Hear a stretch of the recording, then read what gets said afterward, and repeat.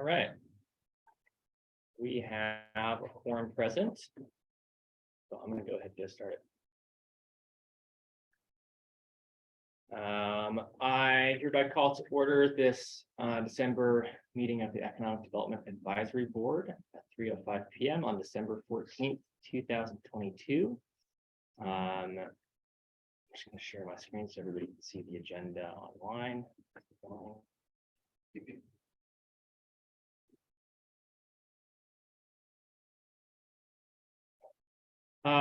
Thank you all for coming today. It's the December meeting. We don't have that much on the agenda. We have some expiring board positions. We have one that the person who's in that position is reapplying for, and one that is open. So we're going to have some interviews today with folks that are here for that. There will be no deliberation on that today. We're doing that at the January meeting, where there'll be an opportunity for additional applicants to interview as well. We're also going to talk about some of the housing programs under consideration for funding out of the fiscal year 23 Rural County Grant Program. We have Laura here from HASU and Caitlin Myers from the Land Trust. Should be joining us as well. And then Megan McFall is going to speak to the Wildcat Microloan Fund. So we might just get done early today. Should be great. We have some new faces here, so let's do introductions, starting online and then going in person. Brad, you're at the top of my screen, so do you want to go first? Okay, great. Brad Bertosh, I'm a resident of Moab. I'm a retired economic development person who's now doing some angel investing around the state and around the region. Brad, do you want to pick someone else to introduce, and we'll just go round robin that way? That would be great. On my screen, it would be, I think, Jasmine. Hi, I'm Jasmine Duncan. I'm the mayor of Castle Valley, member of this board. Thanks, Jasmine. Who are you going to call? Mary McGann. Hello, my name's Mary McGann. I am in the Grand County Commission, and I am the liaison for the Commission on the Economic Development Advisory Board. Thanks, Mary. Well, I guess I'll just keep moving. Rob? I'm Rob Walker. I'm the board chair of Moab Community Child Care and a member of this board. Awesome. Rachel Stenta. Hi, I'm Rachel Stenta, and I'm the Career and Technical Education Program Coordinator for USU Moab. I work with Megan McFall in Blanding, and 25 years ago, I was actually the Economic Development Coordinator for Grand County. There we go. It all comes full circle. Thanks for joining us today. Rachel Bartlett her mic is off. She's our administrative assistant in our staff and is doing the meeting minutes. Let's come in here. I'm August Grant. I'm the Economic Development Director for Grand County. Ben Alter, Economic Development Specialist with Grand County. Elisa Martin, Grand County Planning and Zoning Director. Forrest Rogers, Moab Museum Board Member. Bill Winfield, Commissioner-elect. Karen Guzman, Private Sector Board Member. Chris Wilson, I'm one of the applicants to the board. Laura Harris, the Development Specialist at the Housing Authority. Caitlin Myers, Executive Director of Moab Area Community Land Trust. Perfect timing. And then if you want to go over in the corner. Stephen Stocks, Green County Attorney-elect. I'm Brittany Melton. I'm the applicant. Sarah Brushdow, I'm a business advisor for the Women's Business Center of Utah. Awesome. All right. Thank you, everyone, for taking the time out of December out of your December to come for our meeting today. Are there any conflicts of interest, disclosures, or ex parte communication that board members would like to share before our meeting today? Hearing none, are there any citizens to be heard? Hearing none, we don't have any presentations that are non-scheduled, so we'll just go right on to our discussion and action item. Hey, Megan, we just did introductions. Do you want to introduce yourself really quick? I'm Megan McFall. I'm the SBC Regional Director, and I'm here representing Utah State University for Workforce Development. Thank you. Hi. There's space right here. If you want, you can come right over here. And who is coming with you? This is Catherine Clark from the Wildcat Micro Fund. Welcome. Thanks for coming. It's all right. Okay. We haven't gotten into the meat of it quite yet. Okay, we're gonna move to the first discussion action item, approval of November 16th meeting minutes. I'm just gonna pull those up for reference.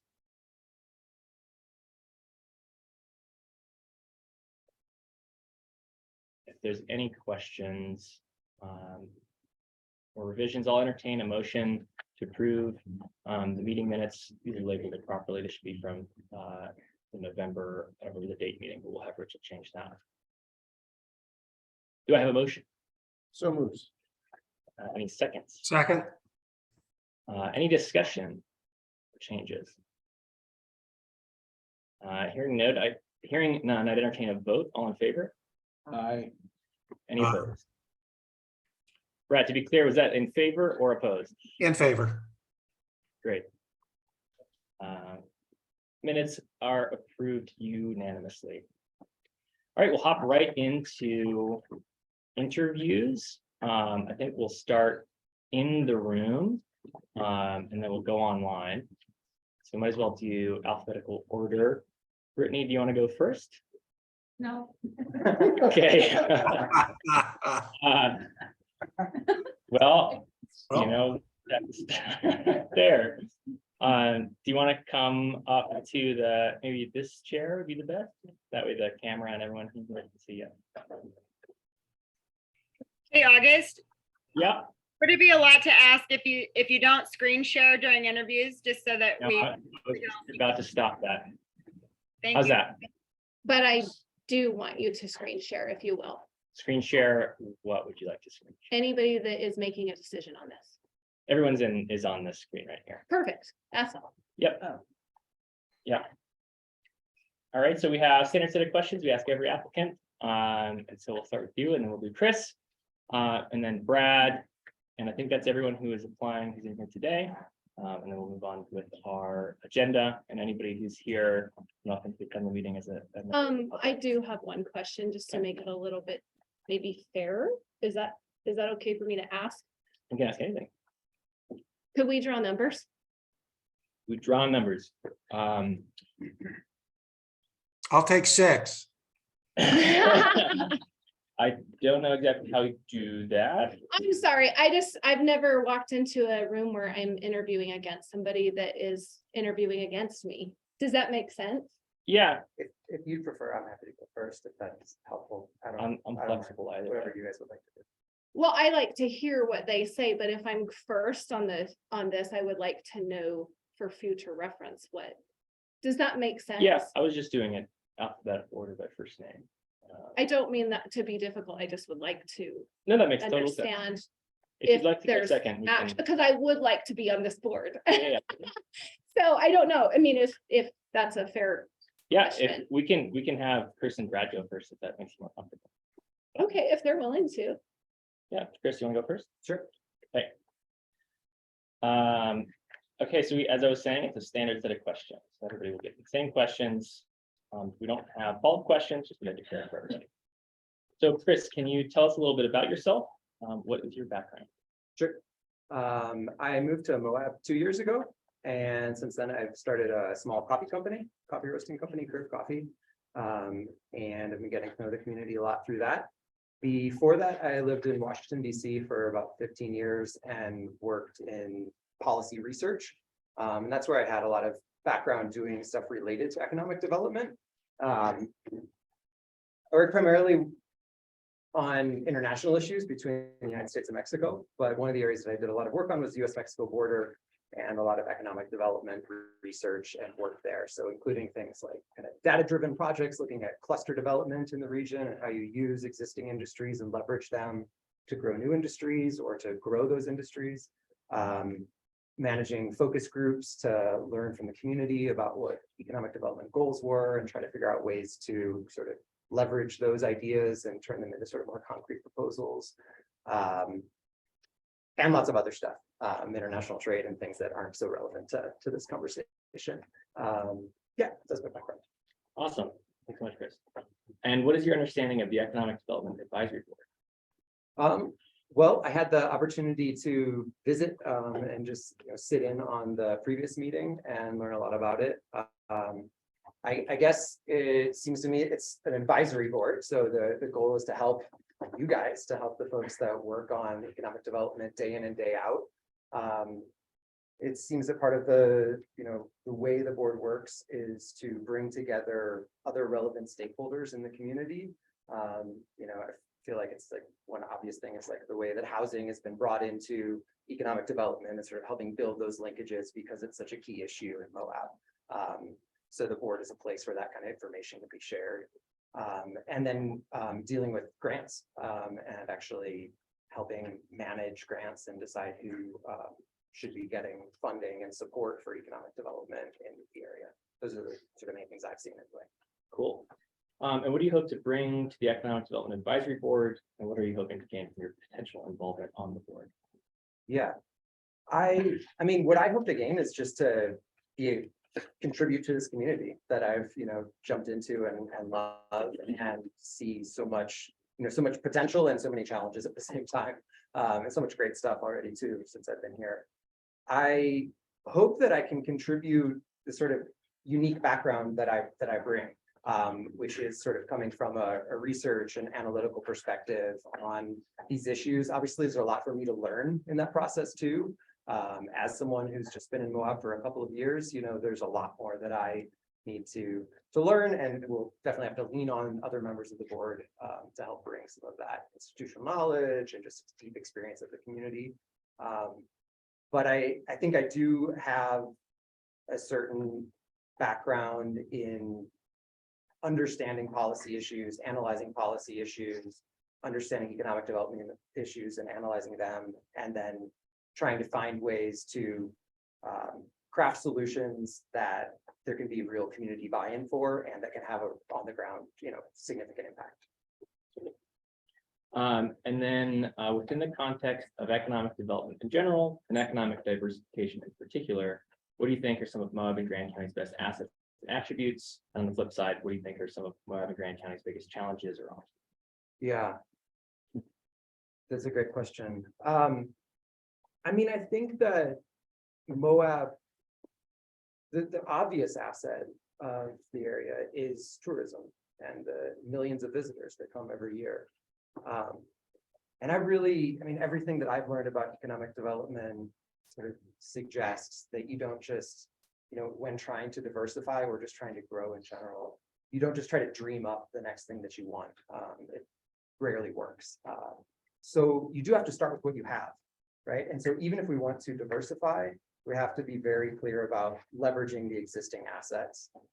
So I think, this is just like, for us as a coffee company, my coffee company, I mean, we think about that in the sense of, we have all these visitors coming through and they could be one-time customers while they're here, or if we do a really good job, they can be long-term customers and we can start shipping them our product, right? And so I think those are the kinds of things that are possible in terms of leveraging the assets that we have. I mean, the biggest one being the huge number of visitors that come here for different purposes and even diversification. I mean, I think there are lots of other ways that we can try to do that too. I mean, I think that the natural environment that we have around us, the dark skies that we have, those are all assets. They're things that can be leveraged to bring in more scientific research and change the sort of medium income of the area. But there are, yeah, of course, huge challenges. And I mean, it just seems like a no-brainer that the biggest one in the area is housing.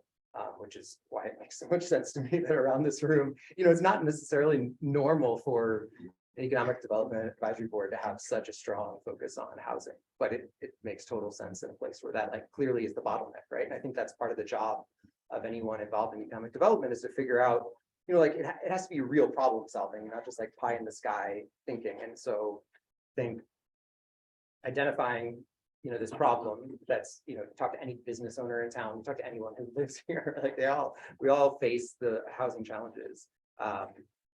That's it makes a lot of sense to me that the board here has become so involved in that issue. I mean, I think that in terms of, housing in itself is huge, but I mean, I've also had experience looking for places like commercial property to rent, and feels like a pretty big challenge to me too. So I think that, and those two things, obviously it's about land use and they kind of go hand in hand. So I think that, there are other pieces of that, but that would certainly be the number one problem. Thanks, Chris. Last one, and this is a pretty straightforward one. Are you prepared to serve as an officer of the advisory board if nominated? Is there anything in your schedule that would not permit you to attend board meetings the Wednesday following the fourth Tuesday of the month? Weird schedule, but it is. And any special meetings that may be called for needed approval? I would like to be a part of the advisory board and participate in it, and I can't make those meetings. Thanks, Chris. Thank you. All right, we'll go to Brad online. Great. Are you ready? You bet. Okay, same questions. First question, tell us a little bit about yourself. What is your background? All righty. I've been doing economic development since 1982. And when I started early on in believing that we needed to do small business development, you needed to have entrepreneurship, I got involved in that. And to be perfectly honest with you, if I had been in Salem, Massachusetts in the 1600s, I would have been tried and burned at the stake as a warlock. It was a real tough time back then in terms of what was economic development. Economic development in those days was only one thing, and that was industrial recruitment.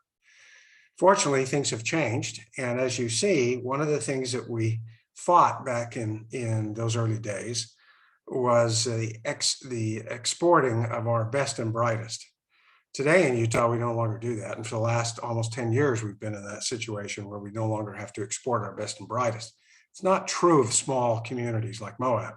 We constantly export our best and brightest to other parts of the state that can absorb them because there's no opportunities here for them, both educationally and in terms of jobs, to keep the best and the brightest here in Moab and to keep them adding value to our community. I was early on and involved in helping to establish one of Utah's very first venture funds. It's now known as Pelion Ventures. And I've been involved in the venture capital industry and the angel investment industry since its early days and the early beginnings, especially the angel industry as it got started. So I've done a lot in helping build ecosystems and entrepreneurial ecosystems and how to bring resources and people together to expand and leverage people's expertise to build new businesses. And so that has been that, along with experience in running revolving loan funds and those kinds of things along the way, have helped me prepare for economic development and economic development in Moab. Now, as it relates to Moab, I've been coming here since I was a kid and started camping down here when I was 19 years old, and brought my to-be wife down here and introduced her to the place, and she fell in love immediately with the surrounding area, and brought our kids down. And fortunately, I was able to, in 2001, as we like to say, turn my tent in for a better tent, and we bought a home in Moab and have used it as our second residence for the last 20 years. And then in May, we moved down here permanently, sold our other home, and have made Moab our permanent residence. That's a little bit about my background in helping small businesses and helping how to finance them and helping how to finance projects in order to stimulate economic development and organize resources to funnel them into getting things accomplished. As you know, in Moab, one of the things that has attracted me to this board is that we have to help our workforce. Moab has certain things and they need workforce. We've got to make the workforce, the opportunities in Moab attractive so we can retain and build a workforce. And I'm very interested in that, and the projects that we have currently financed all directly impact building a sustainable workforce. Thanks, Brad. Second question, what is your understanding of the Economic Development Advisory Board? My understanding is that we provide advice, okay, from both experience and what's available out there in terms of resources to help the economic development department use their resources, hopefully in a beneficial way, in a very highly synergistic way, and an effective and efficient way, and to give advice on that. A lot of us have had experience in what works and what doesn't work, and so I look at the board as helping the Economic Development Department marshal its resources for the highest and best use. Awesome. Next question is, what do you hope to bring to the Economic Development Advisory Board? And what are you hoping to gain from your potential involvement on the board?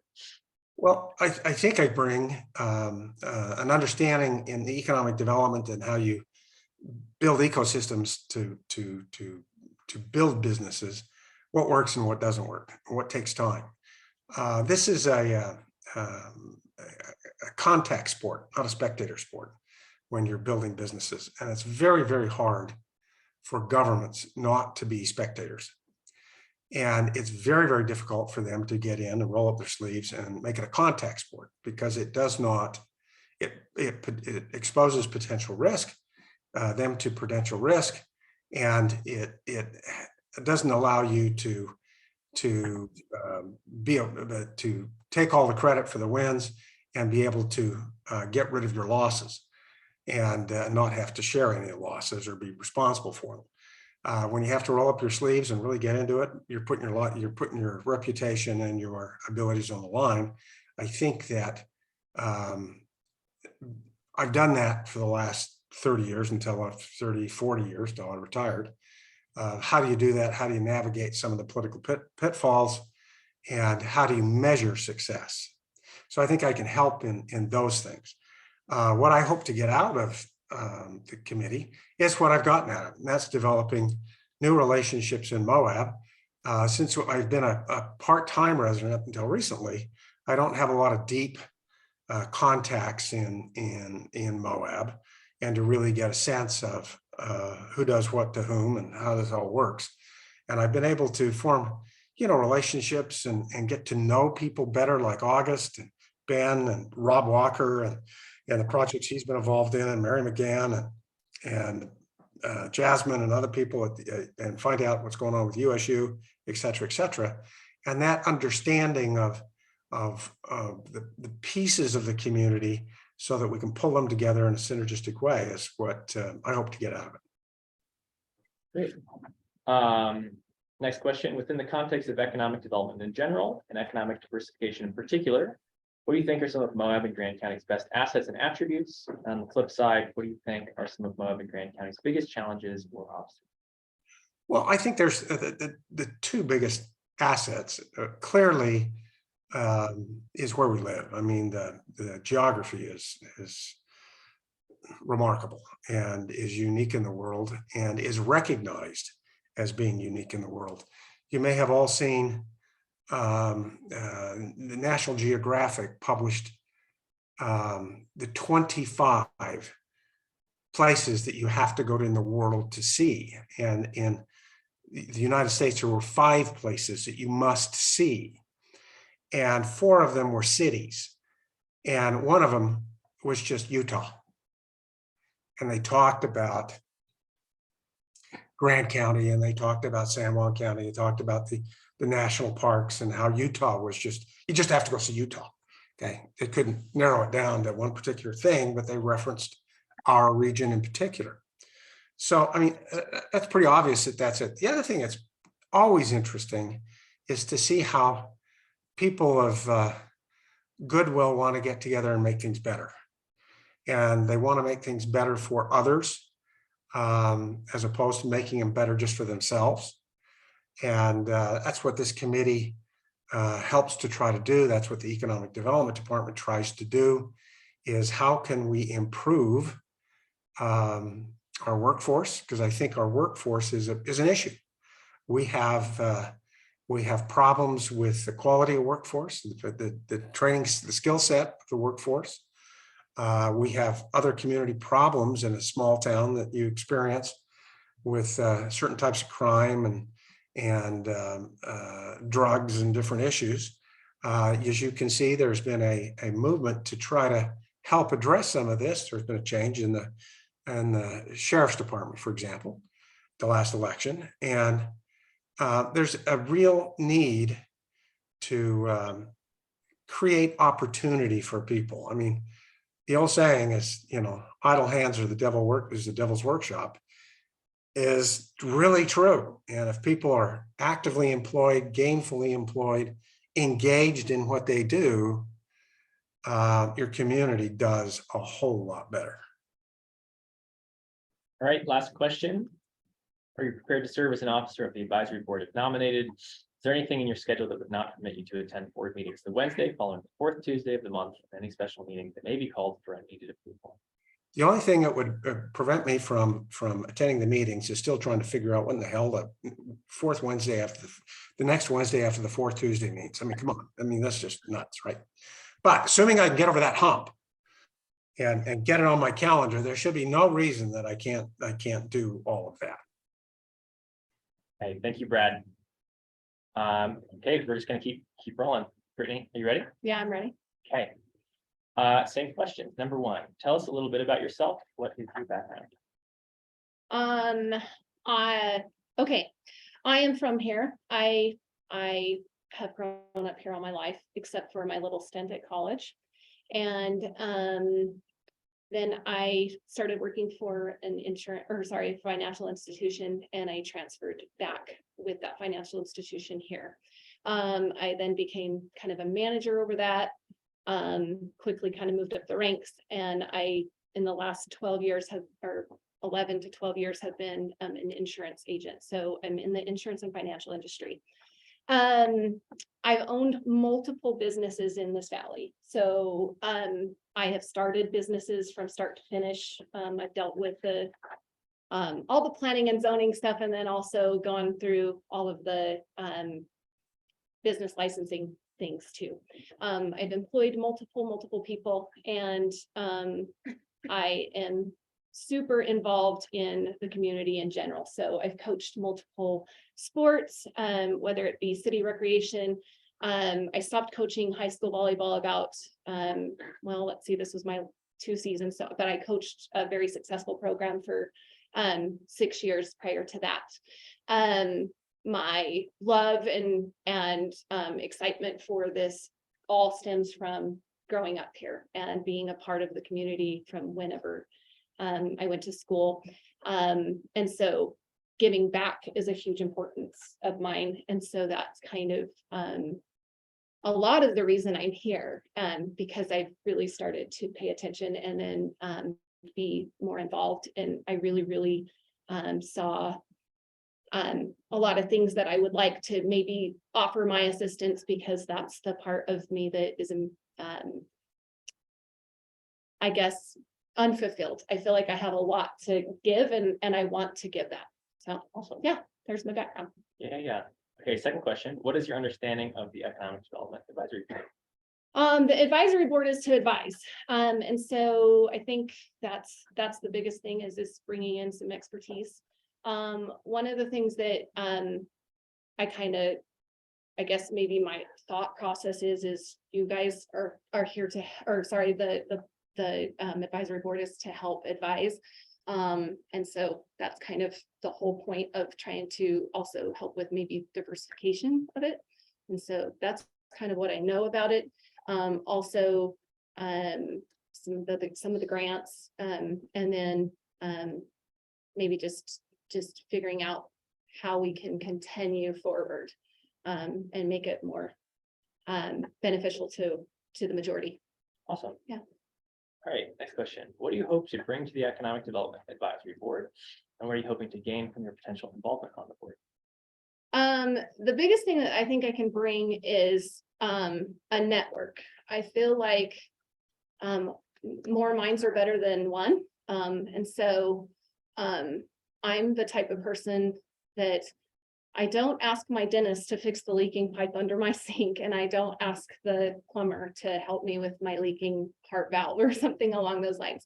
So for me, I like to network and I like to be able to get a lot of information so I can be able to bring maybe some good response or a good advice to someone or to the board, because I think that that is ultimately important to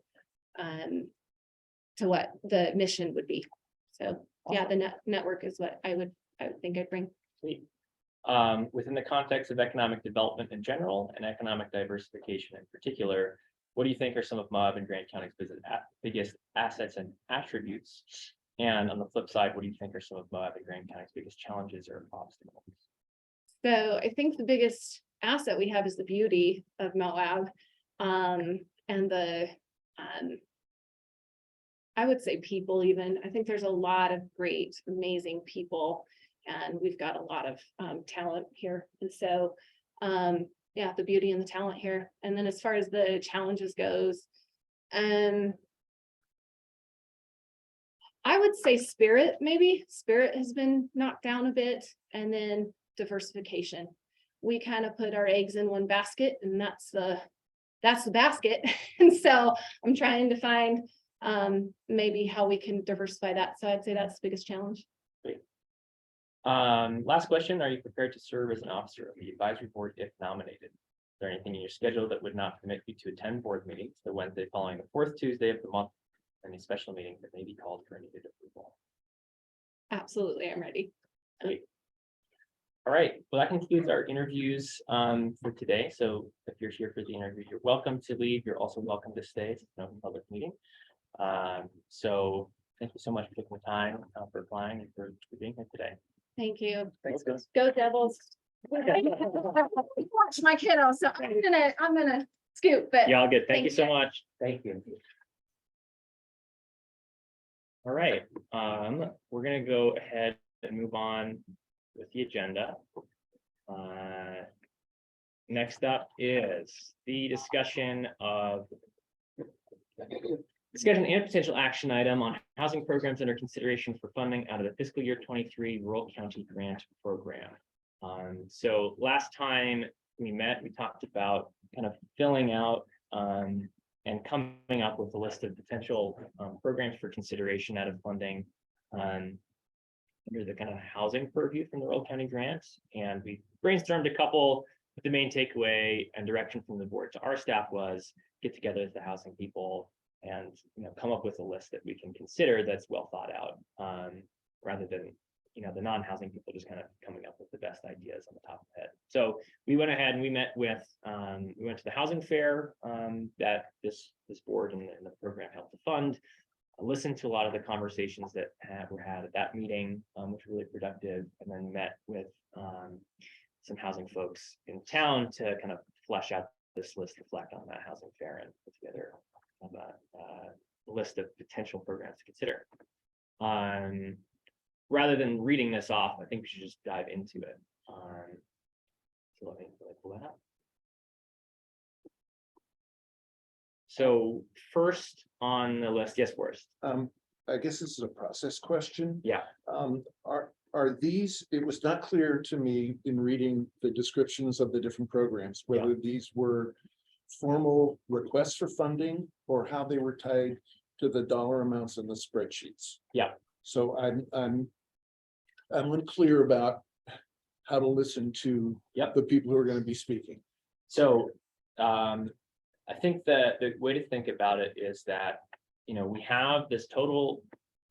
This board is advised on more or less this $200,000, which is from the state grant fund. We applied originally with these 4 program areas from the state, which the state approved.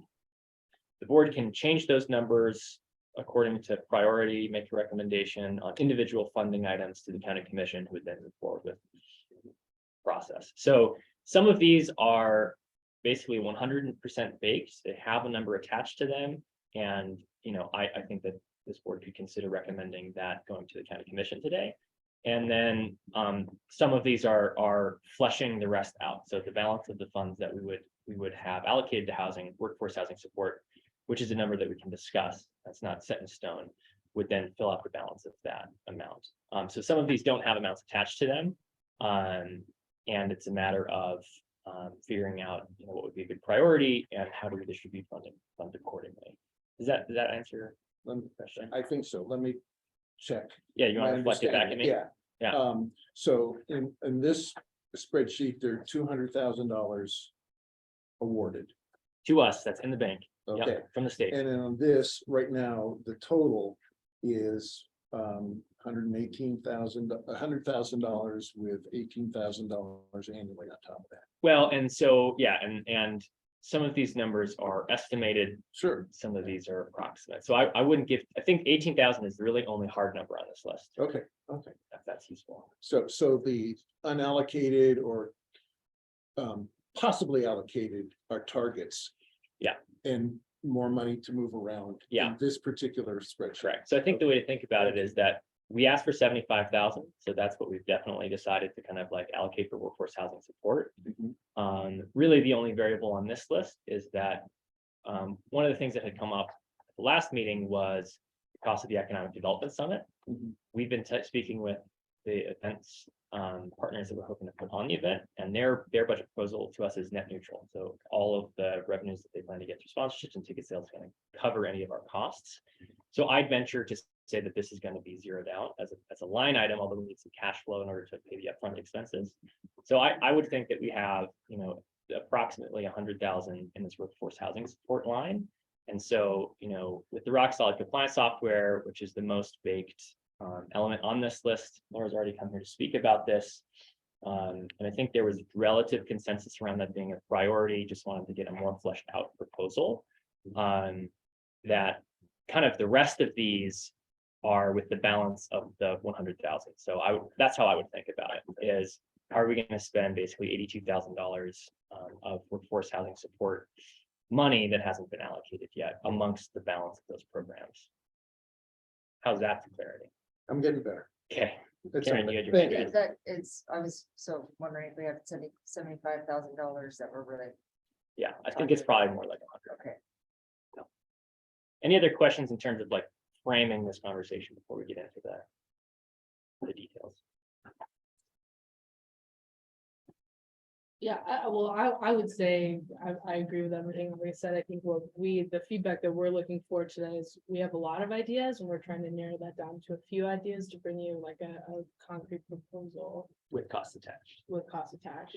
So we don't have any, we can throw you some ballpark numbers for these, but we don't have any actual numbers attached to any of these. These are just ideas that we think could be viable for this county this year. I think the only like concrete action item that I would like us to consider and make a decision on is the deed restriction management software. And everything else is, let's flesh this out and eliminate anything we clearly don't want to work on and make like come up with basically a cost sheet associated with some options. Thank you. Okay. Well, we've been talking about the rock solid deed restriction management software a whole lot. You want to start there? Yeah, absolutely. And just to clarify, did you send this all out to the board a few days ago for a chance? I to- sent this sheet out a couple of days ago. All right. Not sure if didn't give it a So, ton of time though. I apologize last month for coming with this brand new idea about a deed restriction management software program. And I feel like I didn't give enough materials. So hopefully you all had a chance to take a look at it. But essentially, I just wanted to reiterate kind of what this program is. And right now, the capacity that I have as the deed restriction administrator and alongside Caitlin, she would also be using this program to keep all of her deed restriction and occupancy records all in one place. So I just wanted to highlight my job as the HCHO deed restriction administrator. There's currently 14 HCHO units that I'm monitoring currently, which doesn't sound that much, but even right now there were like a few households that I didn't know had changed their occupancy or they had purchased a property and I didn't know about. And so kind of backtracking and finding these deed restricted households, and each individual in the household has to go through a monitoring process to verify that they're working in Grant County and they're actively employed. So at least 40 more units are to be completed in the next year. A lot of that is the Murphy Flats development. And this is a really good example of a property that the owner might be renting it out to folks. And so each individual person will have to go through this verification process. In total, there's an anticipated number of units in HCHO zones of 286. And that's give or take a little bit, then that's just a number that we've kind of come up with. So if you factor in that each individual has to go through the verification process, each adult individual, in just a year or two from now, there could be up to or more than 600 individuals that I would have to be monitoring annually. And as one person, that's very lofty to me, especially with everybody moving in at different points in time, or we're going to be having the Viewgate Terrace apartment building is going to be all rentals. And so I anticipate that to have, faster turnover than say homeowners that still have to put in the verification every year. So this was definitely, I would say, something that perhaps Grand County Planning and Zoning, and as the HHO overlay was considered, I'm sure the future monitoring section portion of it was thought through. But now we're kind of getting to that spot where it's like, okay, it's going to start being overwhelming in order to make sure that this zoning overlay is working effectively and that we're having the local workforce living and occupying in these spaces. How do we make sure this is being complied? So I kind of just wanted to paint that picture of, for me, as one person, that's everything that's going to be on my plate, let alone also Arroyo Crossing has 17 occupied units right now, and ultimately in the next few years have 300 units that are also deed restricted for primary working residents that have to be monitored.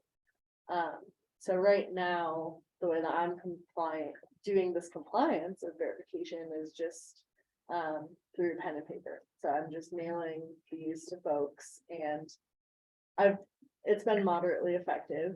But like I said, there are times when I have to send like 5 letters in order to get the right materials back. And so just having like an online system that someone who lives there is able to just log in on their own and send in their pay stubs electronically and send in their information is going to be so much easier on both sides. And they can also get those reminders of, okay, you have a month until your recertification. So that's what I would really be looking forward to, is just not having to be that pesky person who's having to, constantly remind these folks that they have to get their reevaluation in. So it gives them a little bit more flexibility as well.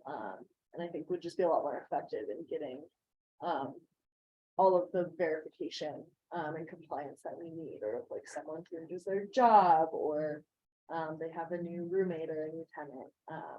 I think just having it in one place is much easier, let alone we would be able to track all of the deed restrictions that are currently in place, both at Arroyo Crossing and that we have with the HHO unit.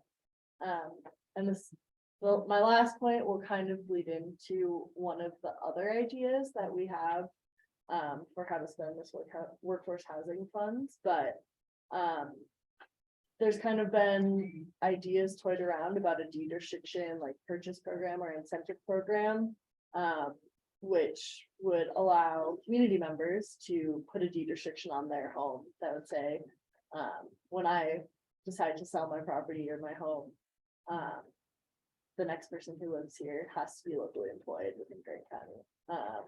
I know there are quite a few folks just anecdotally that would jump at that opportunity without even, necessarily getting paid or anything, because they see the importance of keeping the existing housing stock to the local workforce.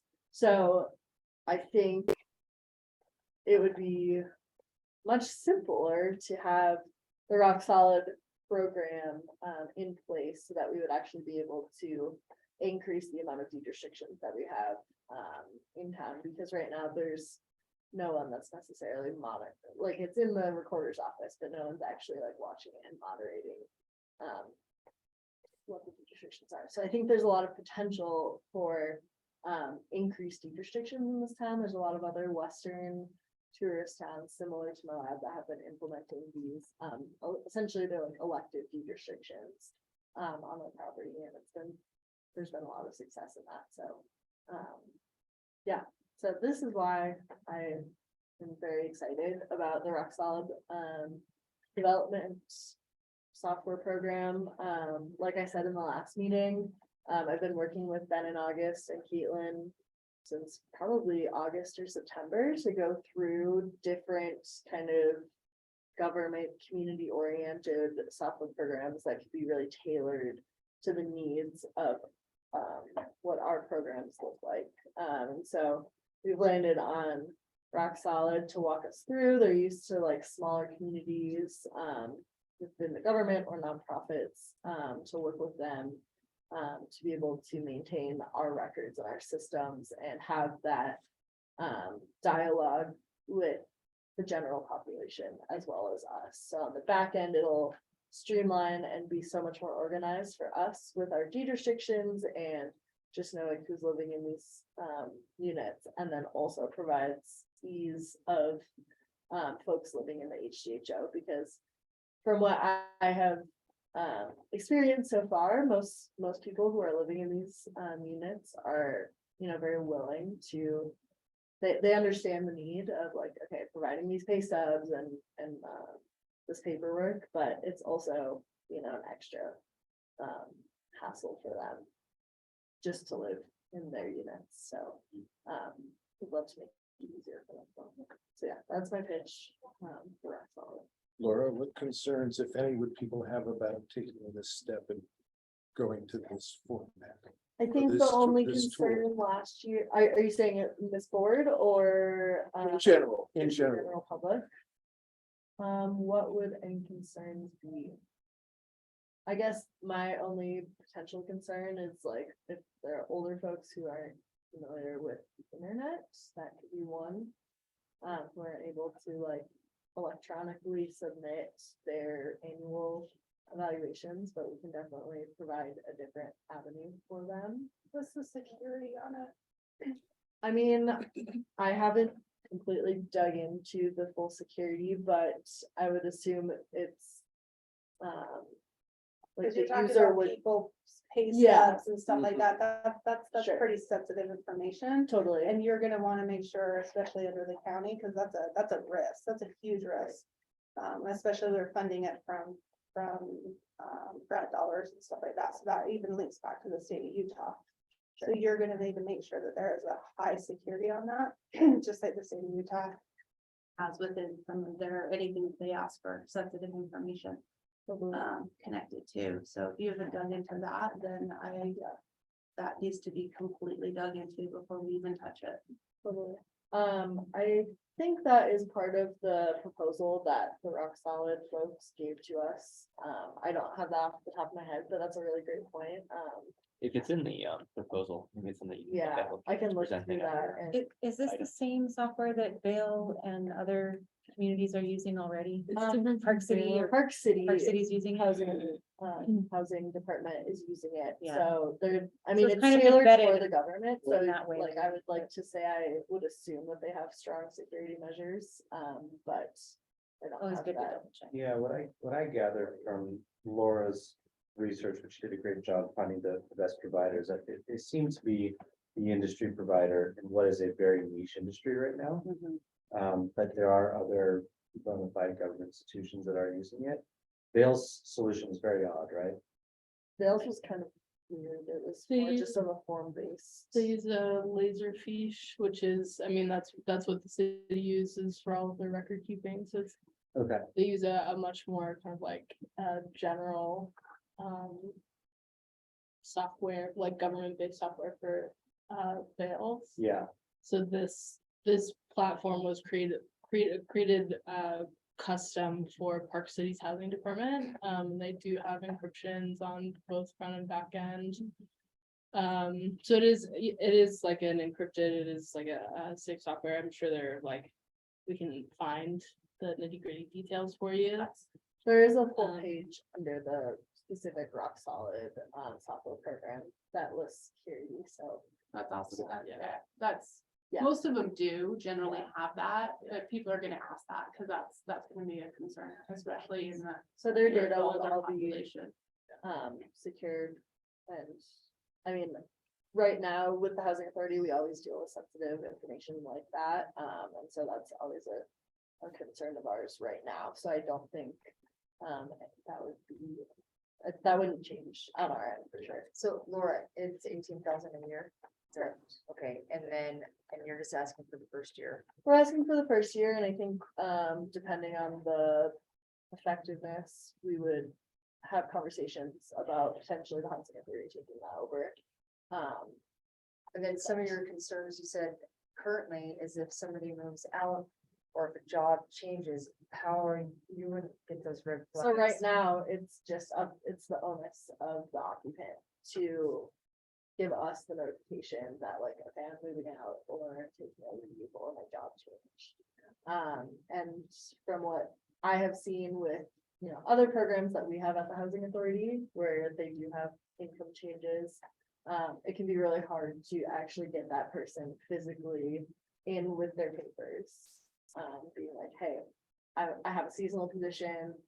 I'm not serving, you know, in January, February of the year. So I have a change in income. And we don't monitor income specifically for the HHM program, but say you're taking off work for a couple months, we need to know that. But it's not gonna give you a red flag unless, Right. again, that occupant. Correct. I'm saying it's a lot more simple. For them to make the notifications. occupant to be able to give you that information. It's digitizing. I mean, it's still, in some ways, it's still gonna have to be like a manual like check-in process. But it's, so for example, like for Mackle, we do annual compliance checks. So it's kind of like it automatically schedules that, can check in. I mean, I would say this program is just like bringing like paper trails that the housing authority's done for a really long time, bringing that to the 21st century a little bit. And then are you planning on using it just for the new HDO? For right now, I'm just going to use it for the HHO. I think if we do, like I said, if we do find success, HASU could certainly take over, you know, the funding, and I think I could see this also working for some of our other programs, like our Section 8 program, housing choice voucher program, to work with the individuals getting those benefits, but also those are like federally monitored, and the HHO is just within Grand County. So I think A, it's a really good place to start, and B, we don't have anything existing to do this monitoring. And we're seeing there's a lot of other, you know, we are kind of using Park City as like our model because they have very similar, you know, issues and programs like us, and they have nothing but good things to rave about with Rock Solid, and they were able to kind of expand it into multiple different departments like within their government. So I mean, there is a lot of room for expansion if we feel like this program works well right now with the HHO. And then later and on the sheet, we have information from Ben. You know, doing that and just like the VLND, which I don't think would work in our community, but it's those offsets. I mean, are you looking at a deed restriction that's if we do get people who want to sell their homes? Like, it sounded like later on it's more of a law, like a legal documentation or trying to get funding for legal deed restrictions. Yeah, so that's a different topic, which I think we'll get into it shortly, but that's a piece of it. So you were just, so basically we just use this to add to the inventory, right, to put on your computer, right? All right. I mean, I would say for sure, you know, the city's trying to do, like, they have the AEH deed restrictions. We have ADO is some gonna have stuff deed in the restrictions. works, possibly more deed restricted programs coming online in Yeah. the county. So we have to have those discussions with CASU about their capacity for taking on more monitoring and tracking of those units in the future, and whether or not beyond just the software being helpful, but maybe even having a whole nother position created to help with that in the long term. Is there a way in the long term for some of these projects coming online that you can include an administrative fee in the application process or something to begin with to help pay for some of these compliance monitoring softwares? For the, well, sure. I think that would be For the, hard for for the property owners or the applicants, people that are part of this program, because it's already kind of a onerous thing that they're taking on. We're I would say- requiring, I don't know. What I've seen in terms of that is that the only way you can do that is a one-time fee, and you kind of tack that on to closing costs. For at the transfer, like when you're selling your property. Purchasing or selling, yeah. So I don't think you'd be able to do like an annual fee for deed restrictions. I mean, certainly, for example, like Mackle could tack that on or use our monthly lease fees for that. But otherwise, just for general deed restrictions, the only thing I've seen is kind of adding it to closing costs at a transfer sale. Rob had his hand raised and then Brad. I lowered my hand. All right, Brad. Yeah, it sounds like to me that the issue is that you anticipate that right now you can handle what's going on in your department. But you anticipate that in the next 2 to 3 years, that the amount of work that's going to be needed to track and keep these, or is going to be a choice between either hiring more people or having the software. And in the meantime, you want to put up the software, right? And so I'm more concerned about the software company itself. I think you need to get 4 or 5 interviews with customers that are relevant and really discuss how Rock Solid has treated them, how easy it was to onboard, what is the length of their customer service. Do they have any information that you need to know about? You need to find out if you have any minimum security requirements with the county or the state of Utah in this software, and if it's compliant as such. And is Rock Solid and or the company that has bought Rock Solid, are they financially solid? Okay, are they gonna make it? Do they have enough clients? Do they have enough revenue?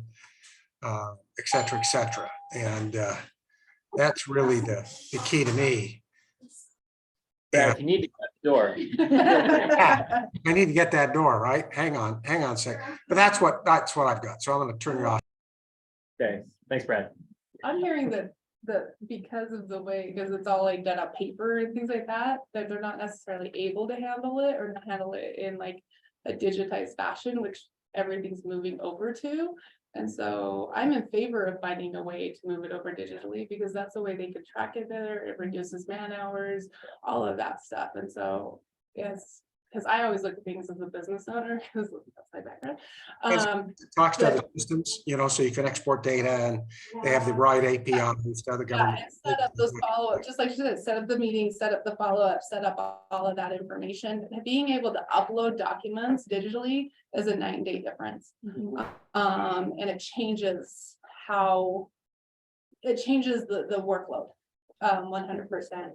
And so instead of hearing that they can handle the workload, which I'm sure that they are at this point, but they're spending how many man hours and how many man hours can be redirected to those follow-up with the seasonal employees and those things that are getting missed right now because they're doing so much on paper. That's So exactly. switching that over is 100%. I think that it's a good thing. It's just making sure we have the right software. And if we've done the interviews and if we've done the background, make sure it's got the right security. It sounds like Park City already uses it.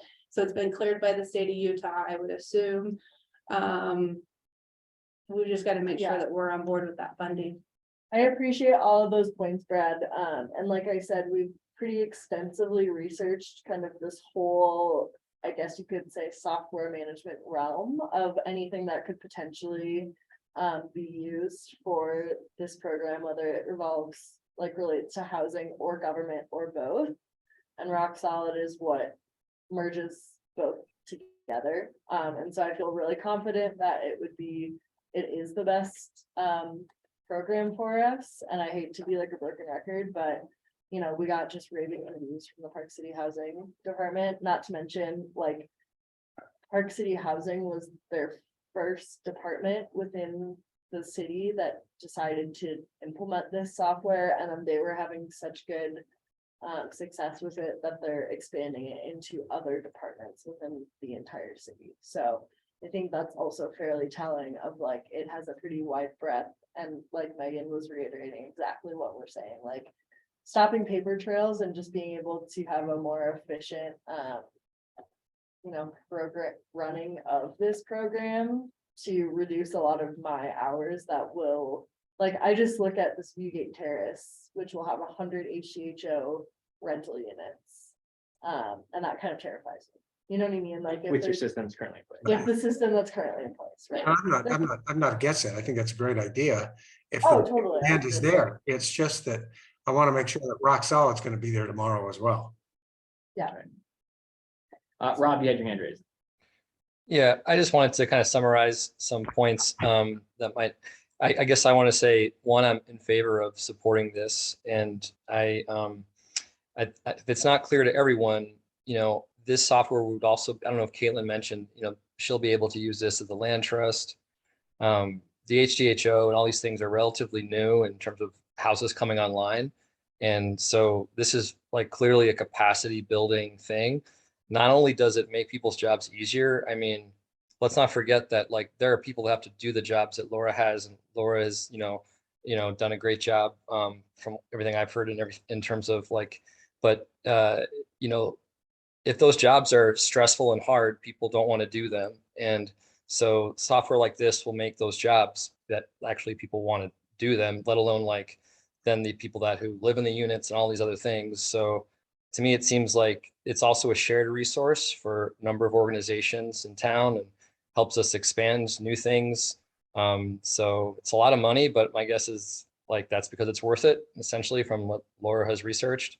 So I think we should support it for the first year, and then maybe in the next year it could be like maybe we still continue to support it, or maybe the cost is shared around. But to me, it's like capacity building for anything affordable housing related in our community. That's it. Is there a capacity, like, is it 18,000 for 100 units and then it goes to 20? So there's no maximum or That's the quote that they Oh. gave us based on what our needs are. So I think if we decide to expand to like a bunch of different county departments or whatnot, I think the price would go up, but for now, it would be set at that if we didn't change it. How many seats do you get for that? It's not by unit. Say again, Brad? How many seats do you get for the 18,000? 1, 3? Oh, I'm not exactly sure. It might be unlimited because I they think it is didn't unlimited. mention You it. better just check, right? Because oftentimes it's software sold by the seat. I think they do it by department, and however many you need. You just have to make sure when you do your contract that's like, this is the department, we need these under these emails. And then I think you can swap them out as long as they're hired within that department. But that's an important question for scaling, for sure. Is this price limited for a number of users? Right. Ben, are you looking at it right now? The other thing I would. No, I'm sorry, I was looking at something else. That's okay. Just- You don't have to. It's, I thought you were. it's related to this. That's okay. I Emily, you agree. have your hand raised. And Rob, did I interrupt you? Do you have anything else you wanted to say before I go to Emily? No, go ahead. Yeah, and I'm sorry, I realize I am joining late. I had an interview, but in terms of this purchase, I'm curious. So this is by Granicus. We currently have another software platform we're using for Grand County Connects. And then I think we use a different provider for our county websites. And I'm just curious, you know, as you're comparing this particular piece of software, was there anything equivalent offered by either of those two businesses that maybe we could get, you know, better unit cost pricing on? Or do we feel, sorry, this is a little tactical, but like, I'm just curious if that conversation came up at all to help bring the cost down. The question is, does Granicus or Civic Plus offer a similar product, basically? That we Yeah. could get bulk discount on? Civic Plus or Being the who's the one who table. owns Grand County Connects? Who's operated? I think it's Granicus, being the. Is it table. Granicus? I don't know what that's part of. It's Bang the Table, but I think It is that's the name of the Granicus. software, but it's Granicus, right? Yeah, it's That does that. It's So- the parent company. Well, and I mean, to answer your question, Emily, this would be run through the housing authority. This wouldn't be, I don't think there would be any way that the county would get a group deal because it wouldn't be Grand County software. Gotcha. At least that's currently proposed. As currently proposed. Right, what we're currently proposing is basically a grant contribution, but the county would not be on the contract for this software. Okay. Right, there would be a reporting requirement from the HASU. How is this working? Is this fulfilling all of the expectations? But, this is not going to go through county purchasing process. Right. So, but knowing even that there is that overlap there, I feel a lot better about this. Just anything we can do to sort of consolidate and streamline that type of purchasing down the road. This takes us a step in that direction. That seems like a really good mark in its favor. Well, we also have the software that we need for tracking overnight Short-term rentals. short-term rentals, which we've a I- long we- time ago, we thought maybe there would be a way to have a program that could track deed restrictions and short-term rentals, but so far we haven't nobody's come up with that product yet. Yeah, we've looked at those that are the leaders in the short-term rental compliance monitoring space don't really touch deed restrictions Right. at the moment yet. Although I could see it happening in the future. Maybe. Yeah. So I guess to summarize comments, it sounds like generally I'm hearing consensus that this is a valuable and valid use of funds with trying to ensure that the details are squared away. We have 4 voting members here today. There's a handful of things we want to get into that don't necessarily require action today. I'd be curious just to feel if people feel good enough about taking action amongst the voting member on this, or if there's remaining questions that need to be resolved or concerns. I think it's a no-brainer. I'm fine to take action. I'm fine to make a motion to approve the allocation of $18,000 for the software. You want to make a motion? Yeah, just did. Yeah. I would second that. Okay. Motion made by Rob Walker, seconded by Karen. Any discussion or we good to entertain a vote? Yeah, I would just add on the discussion, like, Laura, maybe you can mention how many hours you've spent looking into this. I mean, a lot, right? It's not just like a thing you saw like an ad on Facebook for a software. Yeah, if not more. I mean, like I said, I think I started this process in like July or August, and had, multiple like video conferences with sales reps, and I have to read through a contract tomorrow and redline Oh, it. yeah. Yeah, that's. That'll tack on an hour to my 2.5 that I've spent on that. I mean, between like Ben and Caitlin and I, we've definitely sat through at least like 20 hours of video conferencing with different sales reps, and not to mention, anyways, a lot. Due diligence has been Due undertaken. diligence has been. Yeah, just if that wasn't clear before in the discussion, I think so that was all I wanted to add to the discussion. Cool. I think Rob made an interesting and important point earlier. We've been focusing a lot of our conversation on the impact on Laura and the organization. I assume the research would suggest that you find a much higher level of compliance from the people who are required to submit through some kind of portal. Right, and that's really what I'm looking forward to. And Yeah. that should also increase compliance Right. in the future, repeat compliance. And those are the people this is all intended to serve. That's the customer ultimately. So it seems to me that this kind of support system. It's mutually beneficial. Absolutely. I would say another benefit of this that we haven't talked about is one feature that Park City has that I think would be really useful, especially if we're expanding this beyond or crossing an HCHO, is that it makes the process of applying for affordable housing much more transparent, because that's how Park City does their application process from the get-go. Is it's not just once you're in, you enter into this compliance. It's like you start off, your application is anonymized, and then you can see through the whole time where you are on the wait list. You can see which units are available. So it makes the whole process for applying for affordable housing or deed restricted housing more transparent, which I think is a That's huge awesome. asset. I think that's like the number one question that we get asked is how do you get affordable housing? What is available? So I think that's a huge asset as well, the software. Yeah. Final note for me would be that I think seeing the value of cutting twice or measuring twice, cutting once. Or is this a cloud-based system? Yes. Where's the cloud held? In the United States or offshore? I'll have to look at this proposal that they gave me and I can give you an answer in a couple minutes.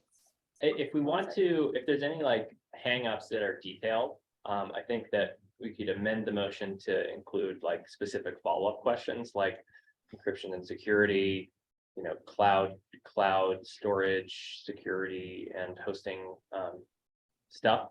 If we wanted to investigate that so that we can move on this. So if that's something that you want us to look into, Brad, we could make an amended motion accordingly. Or you can do it. We don't have to necessarily amend the motion. It uses Microsoft Azure for security. I mean, I would think that it's not our job to advise Hasu how they run their business and advise in terms of like, obviously they deal with confidential information every second of the day. So, they're going to have to do that all the time.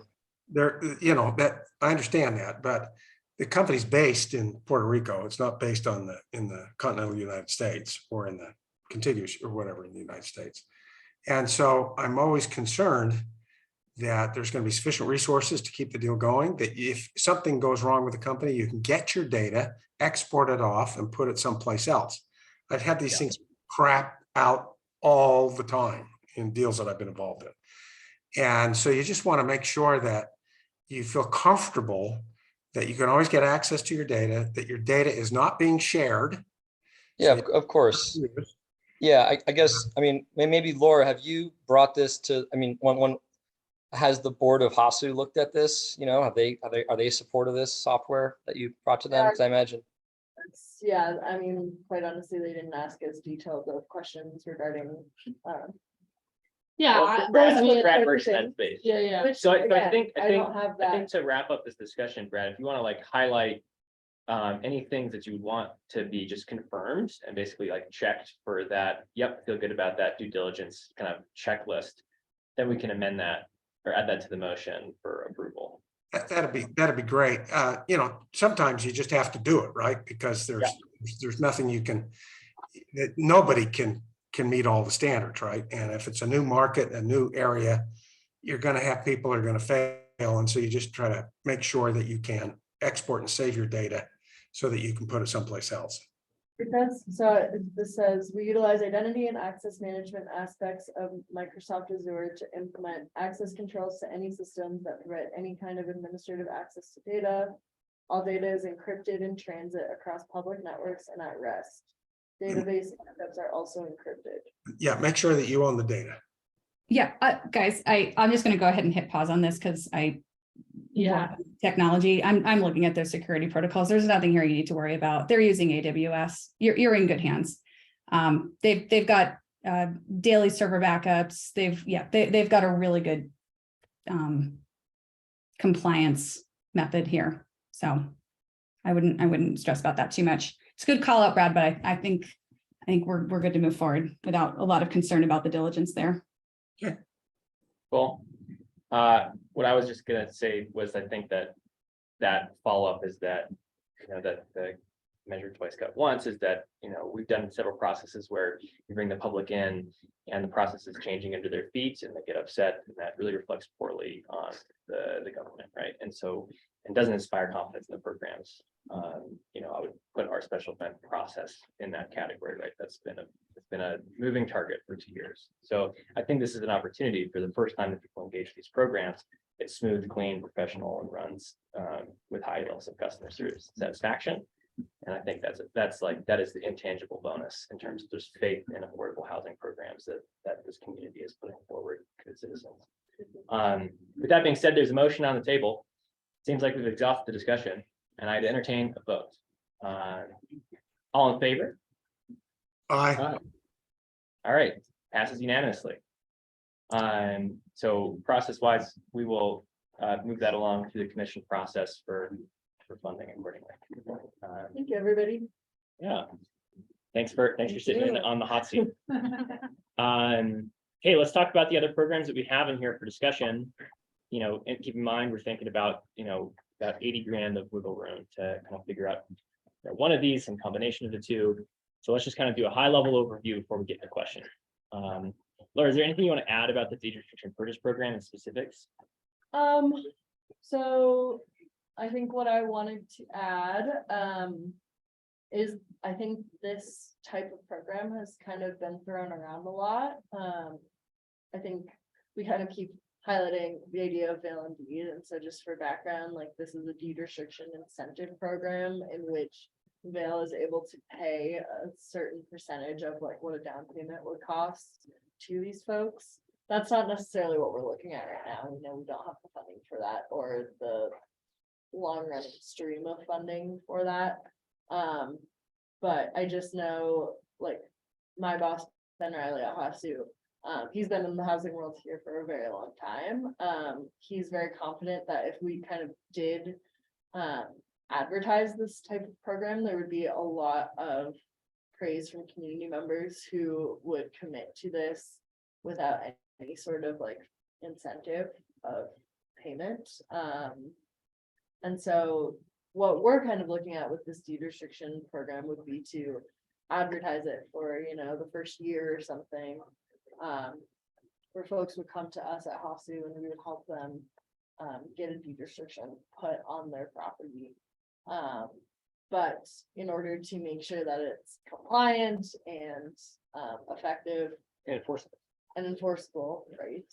I think the funding from this grant would be going towards legal fees and just ironing out the details and making sure that we have adequate enforcement and that it's again legal, straightforward, and working actually for the greater good of when this person sells their unit or their property.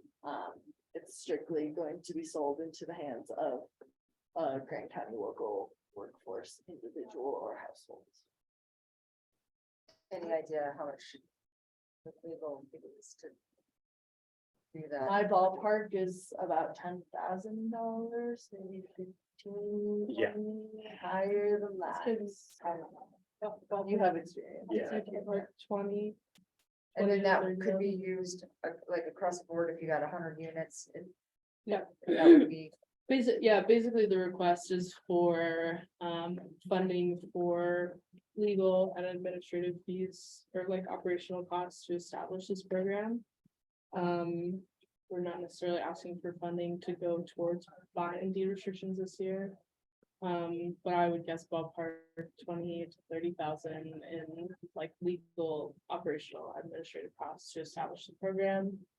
And then moving forward, I mean, I agree. I do think there are a lot of people that are like, this is a really easy sell to say to Moab locals of like, you want to be a part of the solution, deed restrict your house for primary residency. It's not really going to change the value of your home.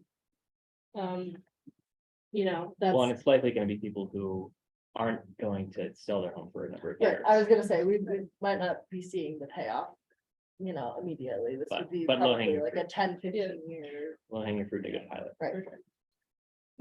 This is also some, Yeah. Yeah. this is also something that BAE was going to be looking at in the phase two, to kind of just provide like the economic feasibility analysis. So the housing consultant that's doing the housing nexus study right now for a workforce housing requirement possibly coming, that same consultant, we have set up the scope of work to include a phase two, which would look at just the kind of basic economics of pulling off a program like this. for I think Grant that's County. listed on this as later on. Oh, okay. Yeah. I'm gonna go to So I Brad think really quick. just to say that I think it's a great idea, and I think we have a lot of momentum that's going in this direction. And so- I'm looking forward honestly to the phase two of the Mhm. study to really see how much of a widespread economic feasibility. So it feels like this is doubling up on the work. That, like, we Well, all it should wouldn't just be, wait to they're see not what the- lawyers, these guys, the consultants that are doing the housing study are not attorneys. So they wouldn't be providing the legal, If they're kind of providing the data. drawing up like the. That'd be this piece here. So, Ben spoke to this, but it would be my understanding, or did he brief you on this, Laura? This section here? Not really, I like read through it quickly, but. Well, Well, that sounded like weak sauce to me personally, that. This the piece whole- here. Right up, yeah. Yeah, I mean, it was like, that was oh. just kind of another thing to throw into the mix.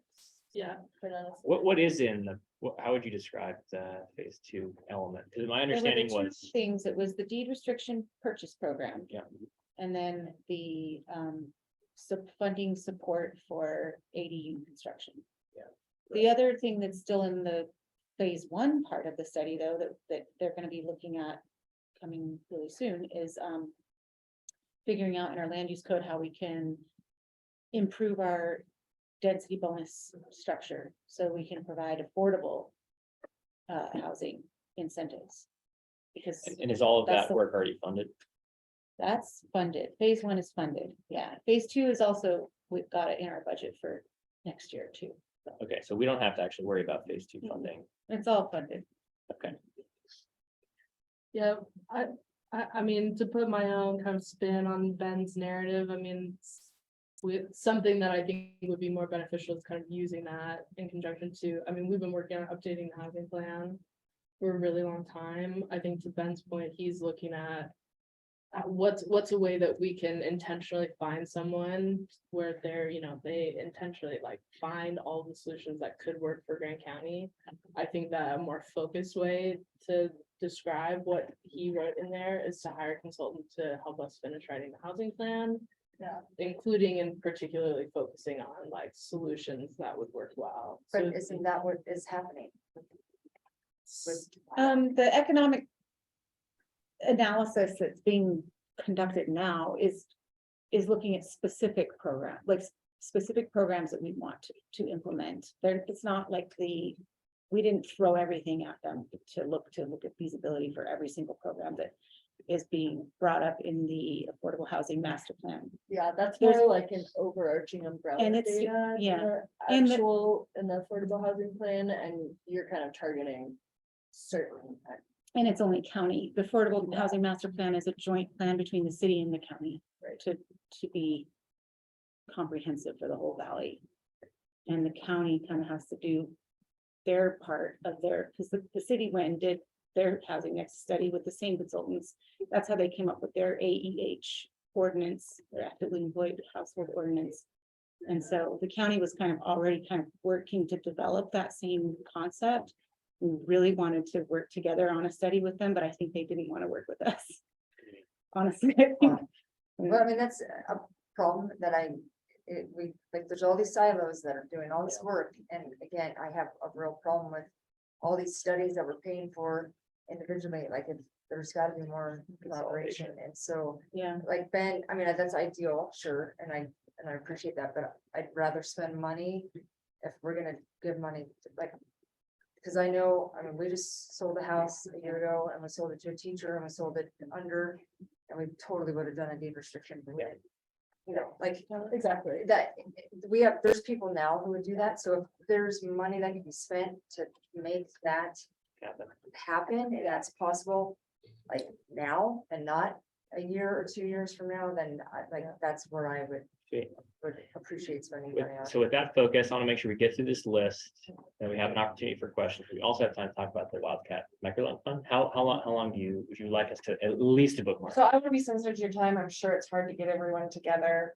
Ultimately, what I'm looking for is I'm coming to ask for letters of support from those Okay. partners. Yeah. So I can sum it up in 5 or 10 minutes if that's Okay, helpful. I just wanted like bookmark. Save your like, time, I'll put absolutely. like the last 15. Based on our last meetings, you guys are going to have questions, and so you're Great. gonna probably want those questions. How much time So do you we want us to can always bookmark for you? You're gonna probably need at least 20 minutes. if Okay, she's gonna so we have take 10 more minutes to talk about this. That's what I just wanted to touch base on. Yeah. Is that okay?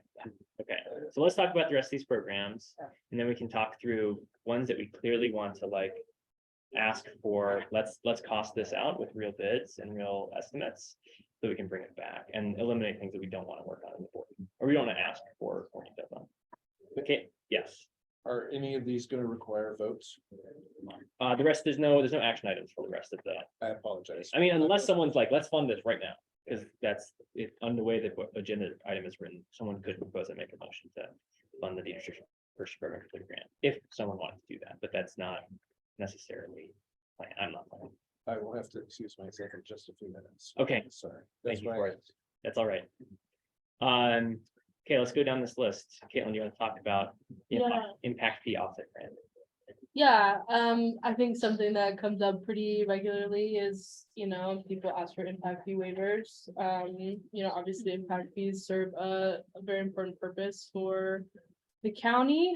So, to offset people's impact fees, this is something that came up at the housing fair, especially for ADOs. An impact fee for a new house is a small amount of money compared to the total price of the house, but an impact fee for an RV pad is a higher percentage. So this is kind of one idea that came out of the housing fair. This is something that comes up off and on about developers coming in and saying, why can't you waive my impact fees? It's just a small thing, but I think, creating some kind of grant funding to offset a certain number of ADO projects or other projects that are deed restricted towards workforce housing, I think would impact a larger number, obviously, do I want all the money to benefit House in Macla? Of course. But I think that this is one opportunity where the county can support other developers in this community that are, need some kind of offset, need some kind of help in the pre-development cost of their projects. So And have you guys talked about like who that could go to? I mean, it'd be nice if it could go to like an individual compared to, let's say, a developer. I mean, I think like we if could, we're- I think we could develop, what I would imagine is this would end up being probably facilitated by us. Yeah, I mean, we could have someone else manage it too, but we put together a program proposal that says, you score higher if you're an individual putting an ADO or an ADU in your yard. Or you right? have you're getting the work, the employee accessory housing that we already allow, but it's very cost prohibitive Yeah. for some of those small businesses. that Prioritize can that put- lowest hanging fruit Yeah. that, are the people with the least resources, right? Rather than, Right. giving like a gimme to someone who doesn't really need it, but Right. they say but they they need could it. use it,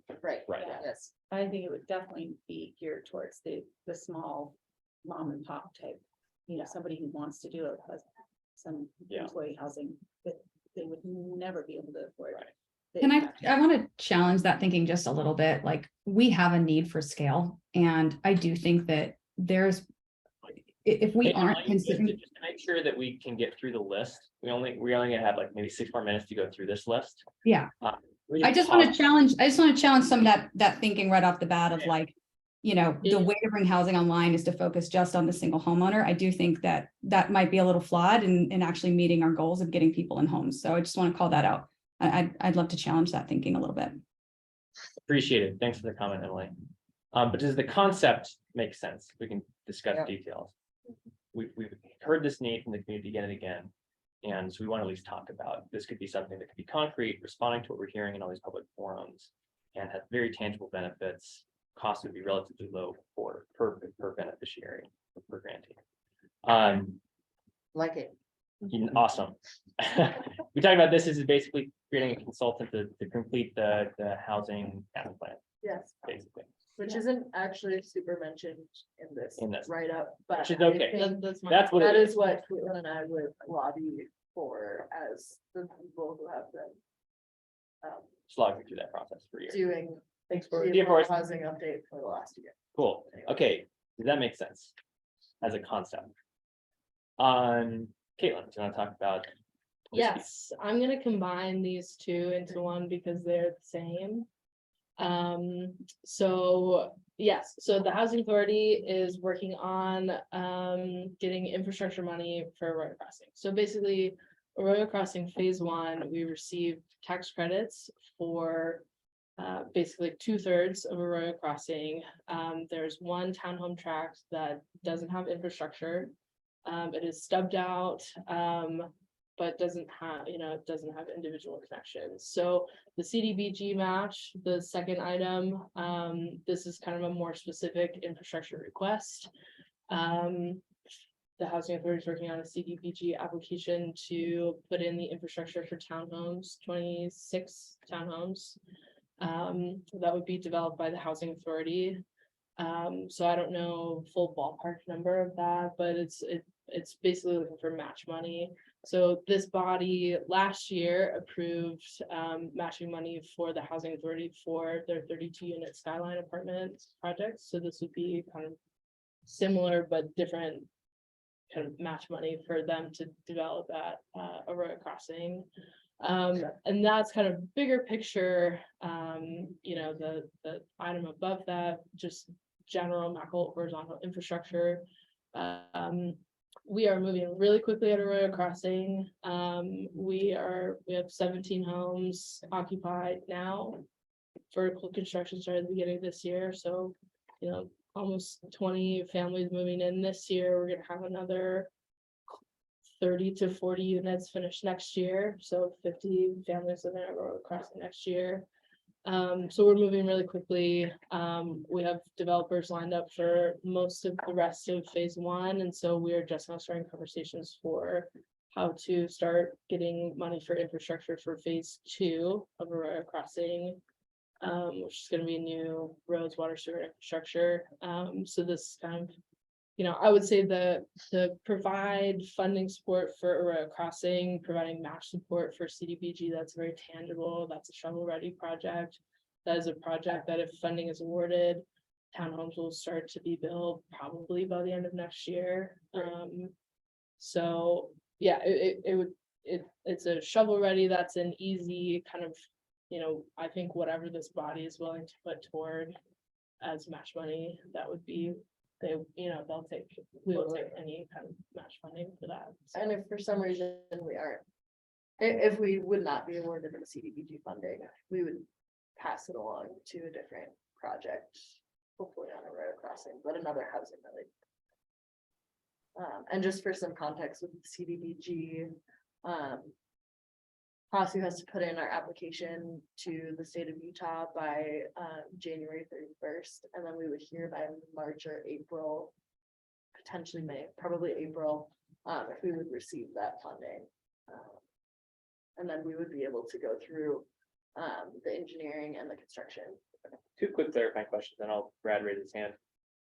One is, for the amount of money that we're talking about, let's say 30 goes to deed restrictions hypothetically, like 50 goes to something like this. How impactful? I mean, it wouldn't probably be much more than that, right? So that's what I'm saying. So is that going to be like an impactful amount of money in this versus like another use relative to the match, the grant process? Is that going to be like a deal maker, I guess? I think that's the main question. Yeah. Or is that amount, is it kind of just like a drop in the bucket? Sure. You figure out how to get it funded some other way. So I have never applied for a CDBG before. Ben has done, I believe, 3 different CDBG projects that he's been awarded.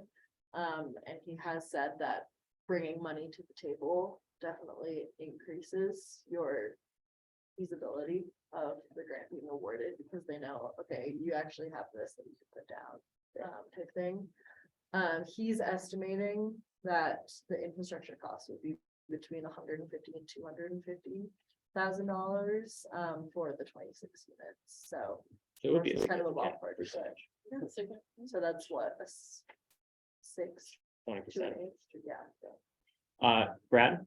Anything, Andrew? Yeah, just real quick, I assume that there's no deed restrictions in place for Arroyo Crossing. Is there a plan to have deed restrictions in place? Absolutely. Arroyo Crossing is the big deed restriction project in town. We have, I would say we have the most restrictive deed restrictions in the community. Yes, every unit at Arroyo Crossing is deed restricted at or below 120% of the area median income, with at least half of our units at or below 80% of the area median income. We have primary residency deed restrictions, both for ownership and for residents or for rentals. Ownerships being 9 months out of a 12-month period, rentals being 6 months out of a 12-month period. We don't allow short-term rentals, and for us, short-term rentals mean a period of 6 months or less. So we only have long-term rentals, and then every household has to similarly meet active employment requirements similar to the HCHO.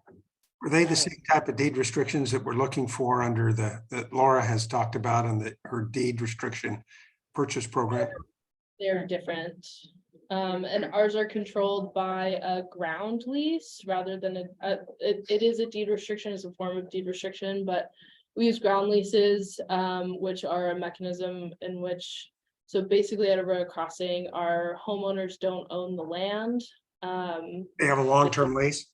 They have a long-term lease. I think for the sake of the conversation yeah, and we won't- time. we won't get into Fine. that. You Fine. can talk for 7 hours on this topic. They I are think deed it's, restricted. yeah, so, and many people have varying levels of awareness of that, but Yeah. good question, Brad. I think to wrap this conversation up, what I want to know is from the board members, like, what I'm hearing is there's interest in pretty much all of these.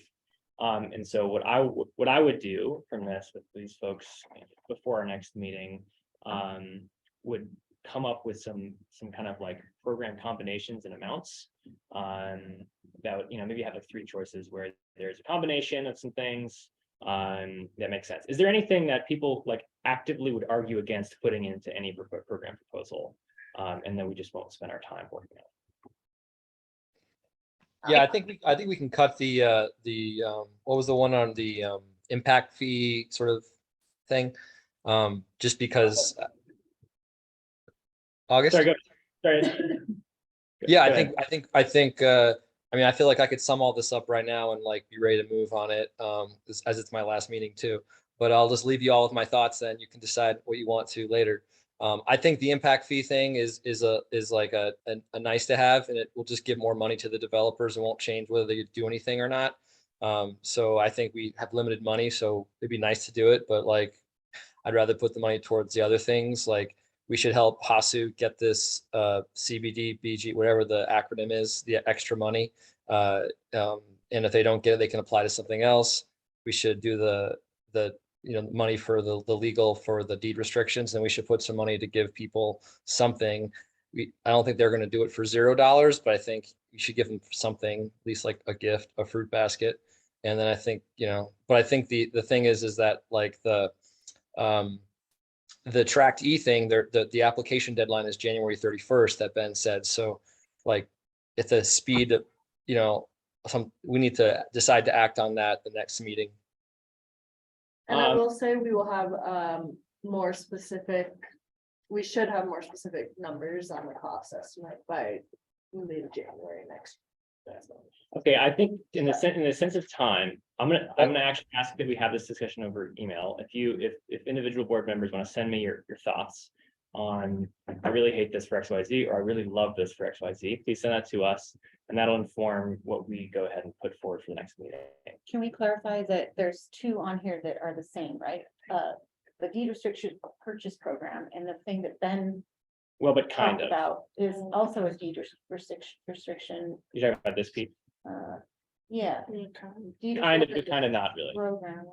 That would be more Voluntarily research deed restriction. or- So Yeah. just that No, first big, more sentence, it robust. sounds exactly like the. That's the one I'm program. totally opposed to, especially I- since they're doing the That's what I work. was figuring. I'd say we can combine the 2 Arroyo Crossing ones. Yeah. For sure. Yeah, so I am gonna just move on from this Okay. for now. We at least 15 minutes. Mary, hold your comment, and if you can send it via email, I would appreciate it. Thank you, Mary. So much for your counter. Yeah, you don't All right. say that. It's always,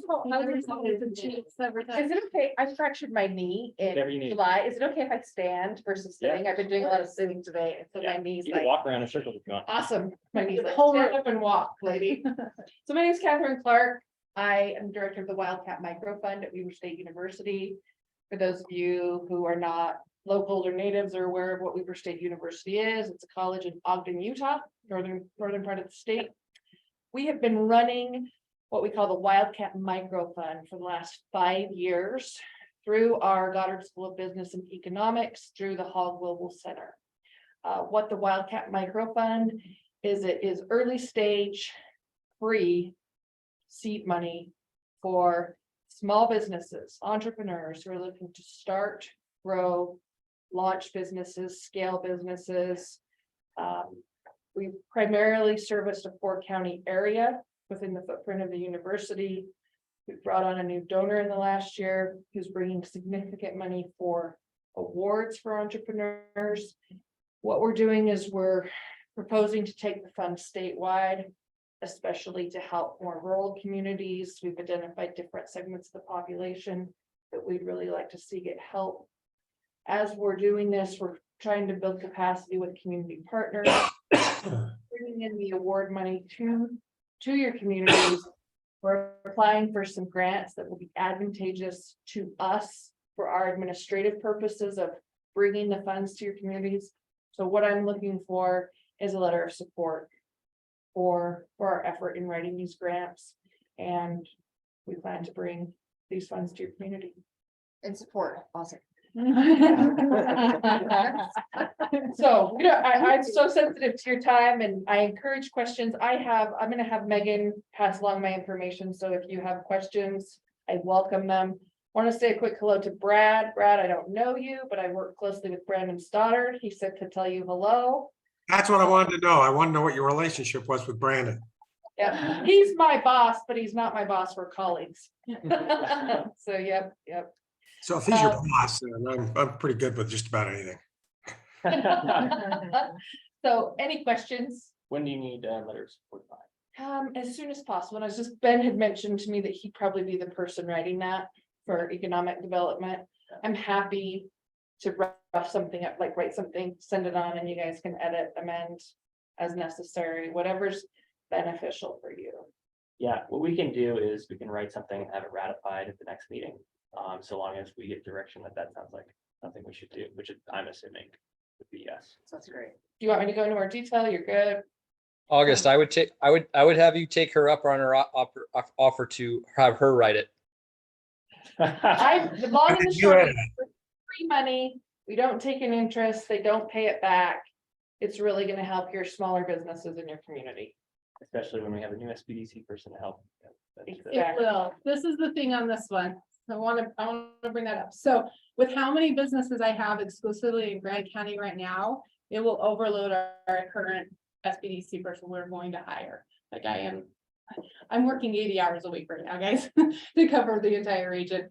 Plus I have another business consultant helping me. Like we're huge. We're overmaxed right now.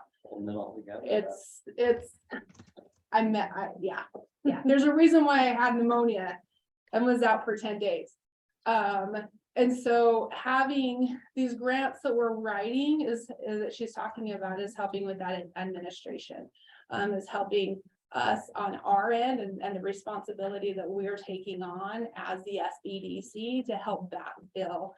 So not only will this bring and help our businesses, but it's going to flood more businesses into our SBDC, which we're not going to argue. We will help as many businesses as we need, and we'll do what we need to do. On that same note, I can't require all my people to work 80 hours a week.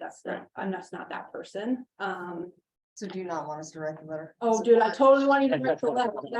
But that's what I'm saying. It's gonna be key that we get those letters and we work towards getting those grants to have that backfill money so that we can have those additional business consultants that can take on that extra workload, because we want to be able to who service and coach and one-on-one mentor these businesses, because the worst thing we can do, and August and anybody that's worked with businesses can tell you, the worst thing we can do is hand money over to a business that doesn't know how to run business and doesn't have the backing, because that's just, that can be a whole load of trouble. And we've seen that within our own communities, but all over the state in many ways. And that's a hard lesson to learn as a business owner, to get money and properly run a business and then.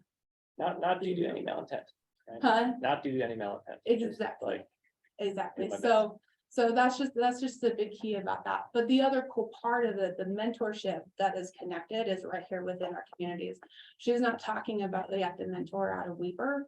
We're talking about support right here within our communities and backfilling it within our communities. And it's face-to-face, one-on-one mentorship, not trying to run it out of any other area.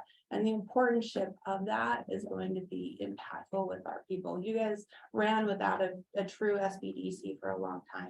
You guys know how that is. And I've tried to backfill as much as I can and get to as much time, but I still have limited hours because I have all of the rest of the region booking with me. And so some of them, I'm 2 weeks out for bookings. And waiting 2 weeks as a business owner can be painful to get the help that you need to answer your questions or training, whatever that you need help with. And so making sure that we have the proper backfill is going to be important. And that is one important aspect that I would like to highlight is, so not only do we come to the community with resources, with funding, with the ability to help administer this, we have relied heavily in the areas that we service right now with the fund. We've relied heavily on the SBDC. And those directors, like Megan has talked about, they're the mentors for these business owners. They're the mentors for these entrepreneurs. They're literally there walking through the process with these folks. So part and parcel to what we're doing is they connect with the SBDC, they connect with the business mentors. So it's not just the funding, which is sorely needed for so many people. I'm a business owner, I'm not an academic checking a box. I understand what it means to need money for your business, especially a small amount of money, where these lower runs of money are just funding that people aren't lending. They're just not available.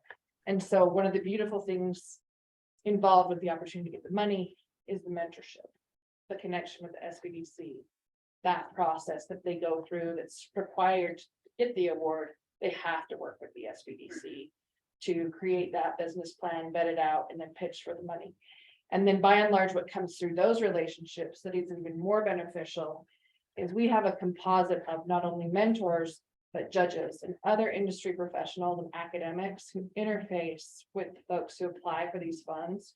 And so often people will take personal interest or a professional interest in helping, and they'll open doors by, for example, we had a team come through that proposed a boba tea vending machine, like boba tea, right? So you can get it from a vending machine. Well, one of our judges, retired CPA, started this hugely successful accounting firm. He's like, I have a flavor expert. I have a guy out of California, really good friend. He does flavoring for Coke and Pepsi. Like the connectivity and how it happens is incredible for these people based upon people who are volunteering and giving time to the fund. So it's not just the funding, it's all those other opportunities that fall into place for people. Any questions? No? Okay. Thank you for your time. I appreciate it. It sounds like you guys have a lot to talk about, and it's been nice to be a small part of it. My dad was a county commissioner, so I love local government. Yeah. Well, And I used to work for the government, so oh yeah. tired Well, we can- academia. then we can trust you. Exactly. Yeah. I'm from the government. I'm here to help. As they say. So thank you. Yeah, of course. So we'll definitely make sure, it sounds like we'll write a report on behalf of this body. Get it ratified at the next meeting. Our office will learn as a department. We'll see if the commission's right. That would be amazing. Get a 3-per. Thank you. Yeah, of course. We're at the end, unless there's any clarifying questions. Mary wanted to say something really quickly. Mary, if you want to unmute. I want to give a special thanks to Rob Walker. I've served on many boards, not just for the 8 years I've been a commissioner, but for many years, and as I'm saying this, literally, my eyes are watering. I don't know if I've ever worked with anyone more dedicated, more willing to be there, more willing to study and come to a meeting prepared. I totally support your decision to step off the board. I'm excited about your ventures. But I'm also sad for this board because you have been such an incredible asset and you will be truly missed. Thank you. Here, here. Wow. Thank you so much, Mary. That really means a lot coming from someone like you who has, been in the community, done so much for so long. Yeah, I'll be around, guys, and I'll keep trying to keep earning your support with what I'm doing with childcare, and and I'm happy to, I'll make sure to reach out to all of you and keep in touch and get lunch from time to time. Rob, you want to plug the holiday party? Yeah. Yeah, so we're having a holiday party for childcare providers on the 18th. This Sunday at 5 p.m. 5 p.m. At It's Homewood Suites. at the Homewood Suites, yes. And got pasta J's, and I think I'm gonna go buy some beer for everybody myself, so we don't have any weird receipts on that get us in trouble. Yeah, there'll be all of our staff, I think almost all our staff, their spouses, a few other providers, and a few other kind of community members and things like that, like yourselves potentially. So yeah, if you want to come by, just send me an email, and I'll get you on the guest list so we can make sure we get the right amount of food. Sweet. Wait, doesn't he have one more meeting? Rob, no? Does No. he- Really? Because his term expires at the end of this year. Oh. So the beginning of the January meeting will be the current term board members will be making the decision. I could sit in as a member of the public in the future if you Right. guys if you want me back. So You can volunteer your volunteerism. a non-voting member. I'm happy to yeah, I do enjoy it. Yes. We're grateful for you, Rob. Thanks for all that you do. Thank you, guys. I'm grateful. I mean, it's so cool to feel feel appreciated by by this place and all you that make it cool. So thanks.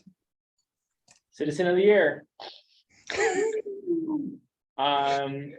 With that, I think that's everything we need to cover.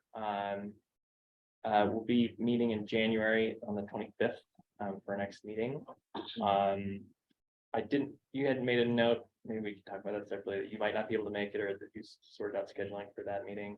I'm trying to get the other one changed. Okay, sweet. So I could go to come here. That'd be great. And if not, we'll figure something out. But so that's what's currently scheduled.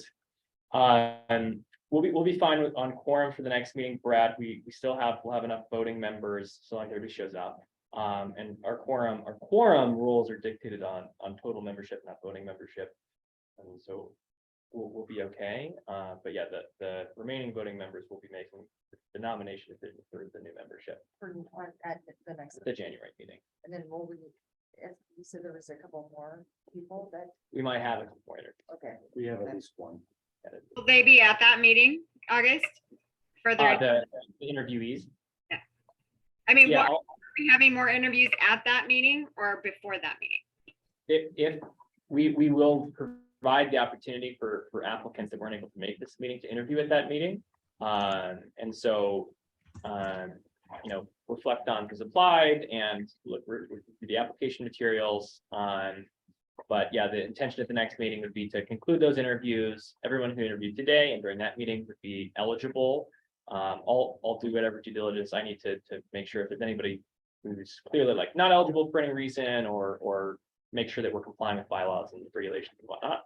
And then at that point, there'd be a deliberation and At decision that making. meeting, vote for the. Yeah, and then, but those folks would not then immediately be members of the board because the county commission has to approve that. Right. So it'd be slightly short-handed for that January meeting. If that makes sense. Any other questions about that kind of process? Again, Brad's reapplying for a spot. Rob is no longer, and we thank him for his service. Okay, Thank you, everybody. I love him. Giving us a round of applause at 5 o'clock. Cheers. 4:59. Yeah. Okay, thank you all so much.